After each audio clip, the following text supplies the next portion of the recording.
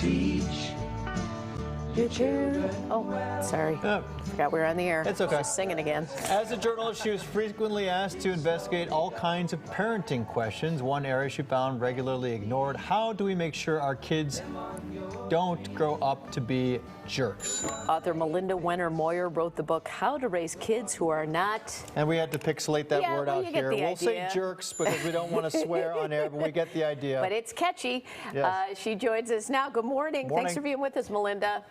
Good morning. Thanks for having me. Boy, you know, I think I say this to my sisters all the time. It's like, that's the one thing you just don't want your kid to be the one who grows up to be the jerk adult. And what's the one big thing you do, or is it a combination of things?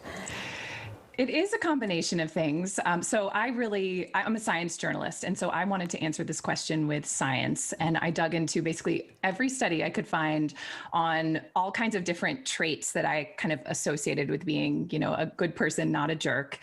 And so, you know, one of the big themes of the book, though, is talking to kids about feelings, which might kind of seem a little counterintuitive, but there is a lot of research that suggests that letting kids have their feelings, talking to kids about feelings, helps them recognize other people's feelings and helps them, you know, become more generous, because you kind of have to recognize how someone else feels in order to know how to help them.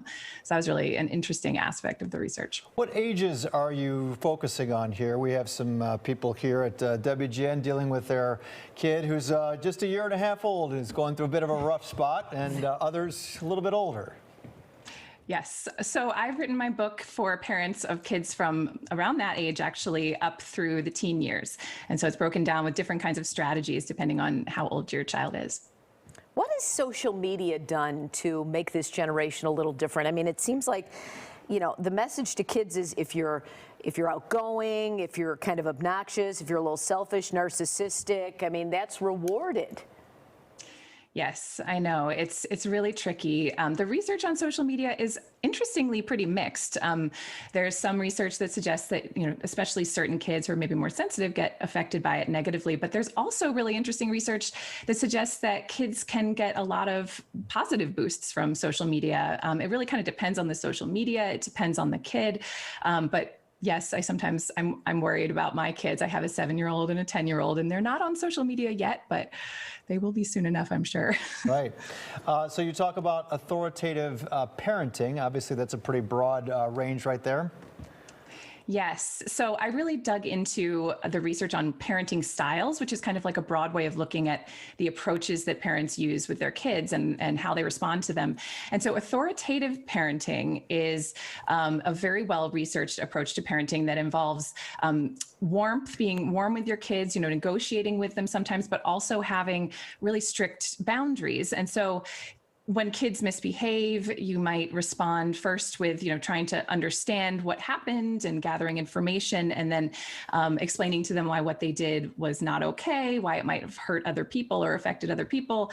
And then sometimes following up too with mild consequences like timeouts. And research really suggests that this approach, compared to what's considered authoritarian parenting, which is more harsh, strict, kind of like, you know, barking at your kids, because I told you so, when they ask you why they have to do something, that the authoritative parenting, which is a little bit warmer, a little bit more responsive, is actually linked with much better outcomes in kids. A lot of people complain that this generation's being coddled. You know, everyone gets a participation trophy.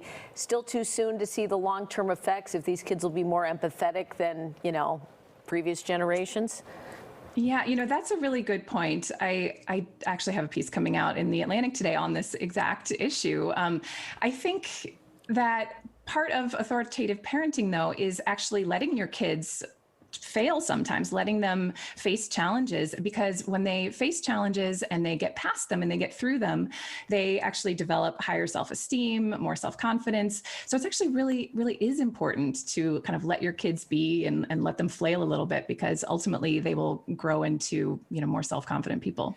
Do you split your advice to advice for boys, advice for girls, or is it kids in general? You know, it's kids in general, but I do certainly address issues related to parenting boys versus parenting girls in my chapters. I have a chapter on talking to kids about sex, and I have a chapter also on sexism and how it develops. And so there is definitely some advice broken down by gender there. All right, virtual book discussion on this is going to be tonight at 7 p.m. at andersonbookshop.com. Melinda, thanks so much for joining us. There is her info on social media if you want to reach out to her. Thanks for being with us. Thank you so much.